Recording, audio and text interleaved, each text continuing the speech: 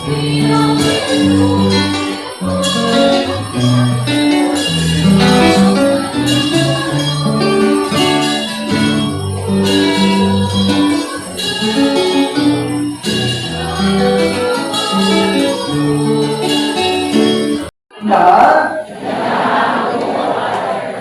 ay pwede na kayong tawagin na mga totoong deboto ng Poong Nazareno dahil sa inyong mga kasuotan. Kasi kalimitan kapag pumerong tipanan at ang suot nila ay marunong sasabihin ko sa ating mga deboto ng Poong Nazareno, nagtatawanan sila. Pero ngayon, talagang sinuot ninyo, sinadya ninyong suotan para sa pagdiriwang natin at para din sa ating debosyon sa Poong Nazareno. Dumating ako dito, parang wala namang pagdiriwang talaga ng Nazareno. Kaya napapansin ko, pagdadating ng January 9, may mga sumisimba na naka-uniform ng maroon. Ano po ang iba talaga, yung nakasulat pang mga Nazareno. Kaya sabi ko, mukhang yatang may ang mga tao dito ay meron din devosyon. Meron din pagpintuho sa Poong Nazareno, bakit hindi natin simulan na ipagdiwang iyon. Kaya nga po ilang taon na ipinagdiriwang natin ang kapistahan ito ng Nazareno at nagpapasalamat tayo sa yung Tagalog nila, nagkakaisang agila ba? Nagkakaisang samahan ng mga agila. Sino po ba kayo? Pag tumayo ako dito ang mga agila, tayo po ang mga, may mga babae din pala, palakpakan nga po natin itong mga nagkakaroon ng samahan ng mga agila. May babae pala. Lang iba po ba ng mga membro? Marami po dito na pwede mag-membro. Maraming salamat sa kanila. Ilang taon din na sila po ang namamahala para po sa ating pagdiriwang. Kapag tayo nanonood ng TV, una siguro kapag nakita natin yung mga taong nagsisiksikan sa prosesyon ng traslasyon at ganoon din sa pila sa Quirino Grandstand para sa pahalik. Unang-una, ang nararamdaman natin, namamangha tayo. Namamangha tayo. Grabe ang deboto ng mga tao ito sa Poong Nazareno. Grabe ang kanilang pananampalataya, ang kanilang pamimintuho. Pero nagpuposisyon na, habang nagpuposisyon, habang tayo namamangha, aminin natin, tayo kinakabahan. Ako parang natatakot akong pumunta doon. Yung pagka ikaw ay parang talo ng mga tao. Talagang hindi. Ika nga nila sa Tagalog ay parang hindi mahulugan ng karayong. Talagang sa dami ng tao at taon-taon humahanga tayo. Pag yan pinanonood ng iba't ibang mga tao sa buong mundo, sila'y humahanga, pero yun din ang nararamdaman. Kinakabahan din. Ano kaya ang mangyayari? Baka may masaktan, baka may maaksidente, baka may mahilo, at taon-taon naman, talagang may nangyayari gano'n. May himatay, may nasusugatan, may nasasaktan, pero bumabalik kami. Dahil sa kanilang matibay na pamimintuho at pananampalataya sa kapangyarihan ng Poong Nazareno.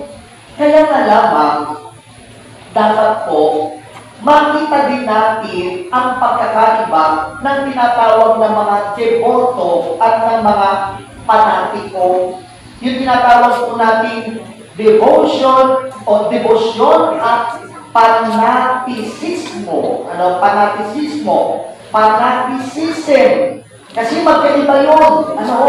Hindi natin alam kung ito nga ba yung devosyon o ito ay pagiging panatiko lamang ng Poong Nazareno. Hindi lahat, at naniniwala ako, hindi lahat ng naroroon at nag-ipagdiwang ay tunay na deboto ng Poong Nazareno. Ano po ang pagkakaiba noon ng panatisismo at ng deboto? Una po, at tingnan nyo kung nasaan kayo dito. Una, ang isang deboto ay mayroong malalim na ugnayan sa Diyos. Ang isang deboto, malalim ang kanyang ugnayan sa Diyos. At handa siyang sumunod sa anumang hinihingi ng Panginoon dahil sa kanilang malalim na pagmamahal sa Kanya. anuman ang hinihingi sa kanya ng Panginoon ay handa niyang gawin, handa niyang ibigay dahil sa pagmamahal niya sa Diyos, sa pagmamahal niya sa Panginoon. Sa kabilang banda, ang isang panatiko ay sumusunod lamang dahil may matatanggap siya. Sumusunod siya kasi alam niya mayroon siyang makukuha at mayroon siyang mapapakinabang.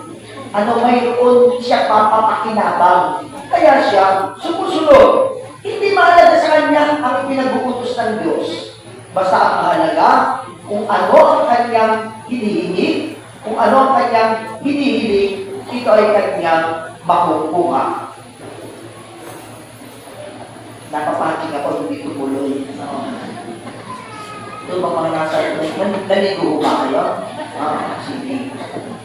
Ikalawa, ang isang tunay na deboto ay nagpapamalas ng katapatan sa Panginoon at hindi bumibitaw kahit sa oras ng mga pagsubok sa buhay, mananatiling deboto iyan. Kaya madali mo makilala ang isang tunay na deboto kahit na siya ay nasasaktan, nahihirapan, maraming pagsubok, maraming mabibigat na kanyang kinakaharap, mananatili ang kanyang katapatan at pagkapit sa Diyos. Kahit sa mga oras ng pagsubok. Kaya nga, tinan niyo yung sinusundan, tinan niyo ang itsura ng Nazareno. May pasan-pasan ng krus. Para bang ipinapaalala sa atin lahat, kung ikay susunod sa akin, aba ay hindi ka nakasakay sa krus. Papasanin mo din ang krus kung nais mong sumunod sa akin. At ipinapakita iyan ng imahe ng buong Nazareno. Ang panatiko sa kabilang banda ay tapat lamang habang siya ay mayroong nagaganansya. Ang panatiko ay tapat lamang habang siya ay mayroong nakukuha. At kapag wala na, ay kupanay na ang reklamo niya. Ito nga lamang kailan ba ako, mayroon akong, ba na sa bahay na namin, parang uwi yata ako sa bahay namin. Narinig ko, mayroong babae nagre-reklamo tungkol sa kahalik. Kung nakita sa balita, sabi nagagalit siya. Sabi niya, noong sa tawitan, aga-aga nagpasimula ng pahalik. Kaya ka maaga kaming natapos. Tapos hindi ka, tirik na ang araw, hindi ba nagpapasimula? Ginagalit ng lapi, ang mga devoto kami. Kahit na hindi ako narinig, sumagot ako, sabi ko, hindi ka tunay na devoto. Nakikiano ka lamang dyan, nakikiang tawag doon. Nakikisali ka lamang dyan, pero hindi mo alam ibig sabihin na tunay na devoto. Abay kung sa pila lamang, nagre-reklamo ka. Kung sa init lamang ng araw, nagagalit ka na. Anong klaseng devotion mayroon ka? Yan yung sinusundan mo si Jesus. May tinig sa ulo, may pasang-pasang krus na pagkabigat-bigat sa ilalim ng tirik ng araw. Tapos ito ngayon, dahil hindi nakapagsimula ng maagang pahalik, nagagalit at nagre-reklamo ka. Tapos pinagmamalaki mo pang devoto ka. Hindi yung tunay na devoto. Ay, imagine nyo yun. Unang-una, ipinapaliwanag na doon sa atin, ang pahalik, o pwede hindi mo naman doon din gawin sa linya ng grandstand pwedeng doon mismo sa loob ng simbahan ng Quiapo, doon ka humalik. Gusto ko ipaalaala sa lahat na isang buong taon naman ang Nazareno na doon sa may Quiapo Church.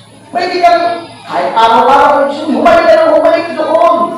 Ngayon, kung ginugusto mo na ikaw ang pumunta sa Luneta Grandstand para humalik, desisyon mo yan. Pero dapat handa ka. Handa ka na magtiis, handa ka na magsakripisyo, handa ka kung ano ang bagay na hindi mo inaasahan kasi bahagi yun ng pagiging deboto. Pupunta ka doon. Tapos magreklamo ka na ang init-init, ayaw ka magsimula, deboto kayo, bakit sabi ka, bakit deboto kami, bakit kami ginagawa parang pagka-deboto pala, dapat pala special treatment, kinakailangan VIP kasi deboto ka, mali-mali. Ano mali-mali? Kaya naman hindi tayo mga Katoliko na napupulaan, nasasabihan na hindi maganda, kasi talaga naman mali-mali naman talaga. Ako nga, kanina, Katoliko din, yun, nasa iskway ako, at nagsalita talaga ako Sabi ko, hindi ka tunay na deboto, hindi lang ng ibang sekta, ang ibang reliyon, kapag tayo ay napanood, ay ano ba naman ito? Sinasabing deboto siya, pero reklamo na reklamo.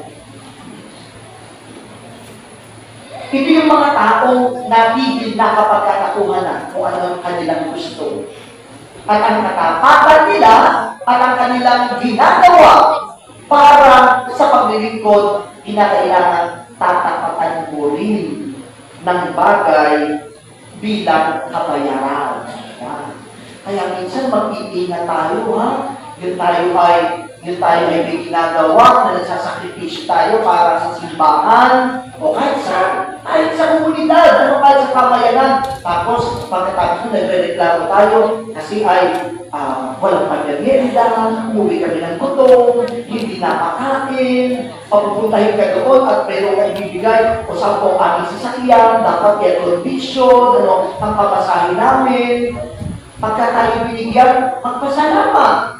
Pero kung wala at nagreklamo ka, baka yan hindi tunay na paglilingkod, hindi yan tunay na debosyon, kasi gusto mo, ang ginagawa mong mabuti ay tatapatan din ng bagay na mabuti para sa iyo.